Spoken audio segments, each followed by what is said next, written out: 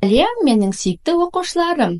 Бүгін біз 4-ші тоқсандағы бірді бірге орындайтын боламыз, яғни бөлімдік жиынтық бағалауды. Бізде спорт тақырыбы берілген, оқушылар 4-ші тоқсанда, олай болса қолымызға біржібімізді аламыз. Қараймыз, бұл жерде бізге 15-20 минут беріледі орындау үшін, және 2 тапсырма берілген.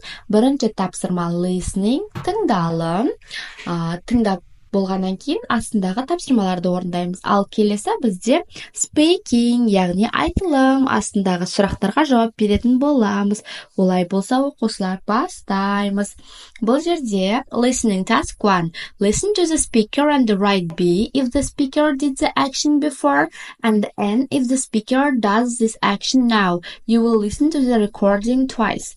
Яғни бұл жерде айтушы адам, тыңдаймыз, айтушы адам іс-әрекетті бұрын жасаған болса B деп қоямыз. Ал қазір жасалған болса, онда N деп қоямыз. Now деген сөз. B деген before, бұрын жасалынған іс-әрекет. Ал N деген now, қазір жасалып жатқан іс-әрекет екен, я? Мен қазір тыңдалымды қоймай қояйын. Мен тек тапсырмаларды орындап берейін, я? Өйткені ол өте ұзақ болып кетеді, сондықтан жауаптарын бірден жазып аламыз, оқушылар.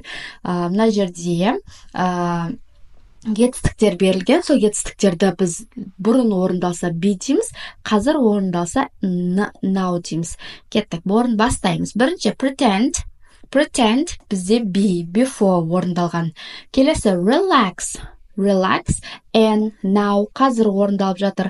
Келесі enjoy the matches now қазір орындалып жатыр. Келесі go to the bathroom, be before, бұрын орындалған. Келесі hide his posters before, бұрын орындалған екен. Келесі support his team, ол бізде now, қазір. Келесі cheer with his family, ол now, қазір орындалып жатыр. Және соңғысы keep a secret, ол бізде be, before, бұрын орындалған екен, оқушылар. Міне осылай бірінші тапсырманы оп-оңай әрі жеңіл тез орындайтын боламыз. Көшіріп алыңдар, оқушылар. Орындап болсақ, енді екінші тапсырмаға қараймыз. Speaking, айтылым, және бұл жерде сұрақтар қойылған. Task 2, answer the following questions, talk for about 1 minute. Сұрақтарға жауап бер дейді. Әр сұраққа 1 минуттан уақыт берілген. Мен мына жердегі сұрақтарды оқып аударып, астына мүмкіндігінше жауап қайтарып жазып қоямын, өзгертіп жазуға болады, оқушылар. Бірінші сұрақ: What kind of sport do your family members like? Why is your favorite one? What is your favorite one? Бірінші сұрақтың жауабы, яғни отбасында қандай спортты ұнатасыңдар, я?